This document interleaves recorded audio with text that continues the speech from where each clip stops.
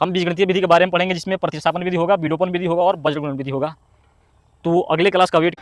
तो hello my dear student, तो इस क्लास में हम जो अध्याय 3 है, यानी कि 2 चर वाले रैखिक समीकरण युग्म है, उस सवालों को हम पढ़ेंगे। प्रश्नावली को हल करने से पहले हम बेसिक कंसेप्ट जानेंगे कि एक्चुअल में 2 चर वाले रैखिक समीकरण युग्म है वो काम कैसे करता है और क्या होता है। तो देखिए, सबसे पहले देखिए 2 चर वाले रैखिक समीकरण युग्म, सबसे पहले हम जान लेते हैं कि चर क्या होता है। तो चर देखिए, तो चर आपका हो गया जिससे ABCD हो गया है, और XYZ और भी जो भी है ये XYZ, ये होता है सब चर।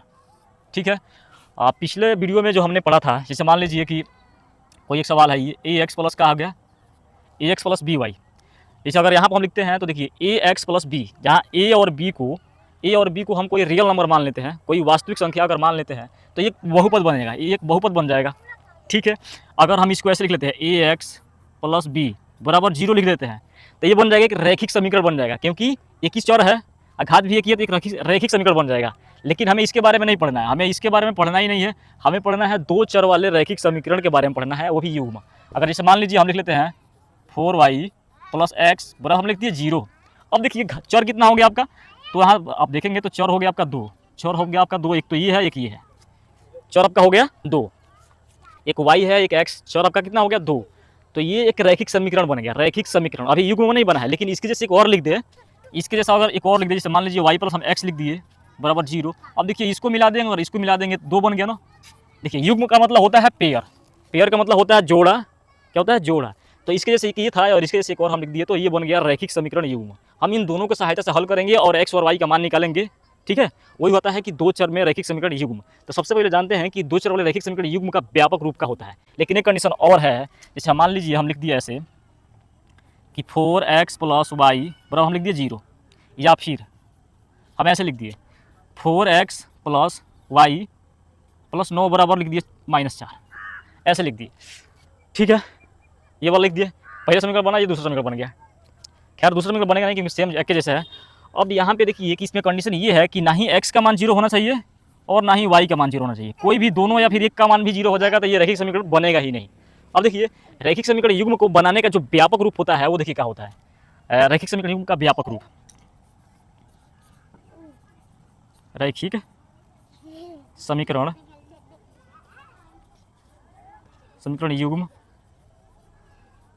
युग्म का व्यापक रूप,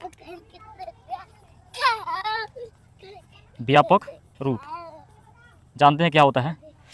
जैसे मान लीजिए ये हो गया आपका AX plus BY plus C बराबर आपका हो गया 0, ये आपका हो गया 0, हटो, ये हो गया आपका 0। देखिए अब ये एक बन गया रैखिक समीकरण बन गया। अगर इसको हम इक्वेशन फर्स्ट माने और इसको A1 कर ले B1 कर ले, ऐसे करके इसको ऐसे लिख लेते हैं, हटो हट जाओ, इसको ऐसे लिख लेते हैं कि A1x plus B1y plus C1 बराबर आपका हो गया 0। ठीक है, इसके जैसे एक और लिख लेते हैं, मान लीजिए ये हो गया A2x plus B2y plus C2 बराबर आपका हो गया 0, ये आपका हो गया समीकरण 2। ये बेसिक कॉन्सेप्ट है मेरे प्रिय छात्रों, आज पूरा वीडियो देखिए, क्योंकि पूरा बेसिक कॉन्सेप्ट मतलब सिखा देंगे। आप 2 चर वाले रैखिक समीकरण युग्म कभी भूलेंगे नहीं, याद रखना।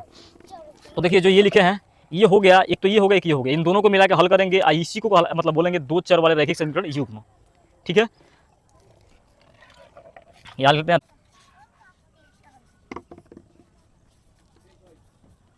2 चर वाले रैखिक समीकरण युग्म का ये व्यापक रूप है। ठीक है, ये पूरा कॉन्सेप्ट है, ये तीसरा जो चैप्टर है उसका पूरा कॉन्सेप्ट है। अगर इतना कॉन्सेप्ट आपके बारे में अगर इस चैप्टर के बारे में पता हो गया तो एक भी सवाल आप गलती नहीं करेंगे क्या होता है।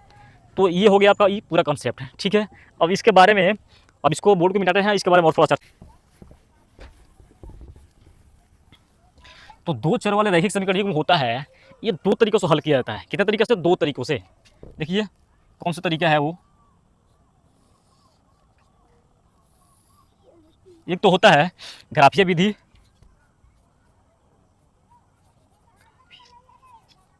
ग्राफीय विधि, एक तो होता है ग्राफीय विधि। ठीक है, और एक होता है बीजगणितीय विधि।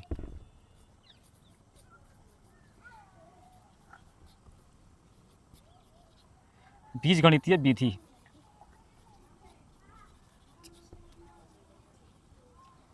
देखिए 2 चर होता है, एक होता है ग्राफीय विधि और एक होता है बीजगणितीय विधि। ग्राफीय विधि में होता है कि ग्राफ बनाना होता है, ग्राफ का काम भी आता है, उस पर हम बनाते हैं। अब देखिए, इस ग्राफीय विधि से हल करना है पहला अभ्यास में, सिर्फ पहला अभ्यास में 3.1 में ही ग्राफीय विधि से हल करना है। लेकिन बीजगणितीय विधि में कितना होता है कि बीजगणितीय में 3 होता है, 3 विधि होता है, 3 तरीके से सवालों को सॉल्व किया जाता है। पहला है आपका प्रतिस्थापन विधि,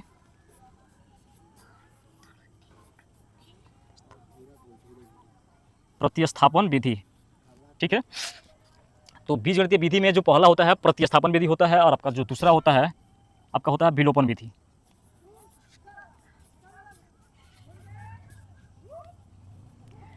दूसरा आपका होगा विलोपन विधि,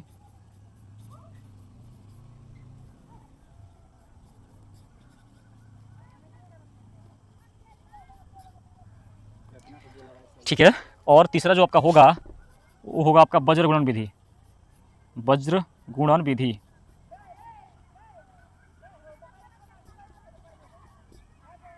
लेकिन आपको सिर्फ इसके बारे में पढ़ना, प्रतिस्थापन विधि के बारे में पढ़ना है और विलोपन विधि के बारे में पढ़ना है। जो ये आपको दिख रहा है ये इसको नहीं पढ़ना, क्योंकि ये सिलेबस से बाहर कर दिया है। पहले था जो सिलेबस में था, लेकिन अब ये सिलेबस से क्या हो गया, बाहर हो गया। इन दोनों के बारे में पढ़ना है। इन दोनों विधि से सवाल को सॉल्व करेंगे तो एक ही आंसर आएगा, लेकिन दोनों विधि से ही सवाल में सॉल्व करने के लिए बोलता है। जो पेपर होता है उसमें आता है कि प्रतिस्थापन विधि से हल कीजिए और विलोपन विधि से हल कीजिए। हल करेंगे दोनों विधि से सवाल का आंसर एक ही आएगा, और दोनों विधि बहुत ही आसान है। अगर आप पूरा वीडियो देखेंगे तो आपको अच्छे से समझ में आएगा और आपको कॉन्सेप्ट भी क्लियर हो जाएगा। तो बने रहिए और पूरा वीडियो देखिए। तो देखिए प्रतिस्थापन विधि में अब देखिए ग्राफीय विधि में होता ये है कि पहला अभ्यास के बारे में पढ़ना है। सिर्फ पहला जो अभ्यास है, जो प्रश्नावली 3.1 है, प्रश्नावली 3.1 है, सिर्फ इसके बारे में पढ़ना है। बाकी प्रश्नावली 3.2, प्रश्नावली 3.3 में वेट करिए, हम अगले क्लास में हम पढ़ाएंगे इसके बारे में। ये सबकी विधि के बारे में पढ़ाएंगे, ग्राफीय विधि के बारे में पढ़ाएंगे और प्रतिस्थापन विधि के बारे में पढ़ाएंगे। अगले क्लास में इन दो विधियों के बारे में पढ़ाएंगे। तो अगला क्लास मिस मत करिएगा, पूरा कॉन्सेप्ट समझाएंगे।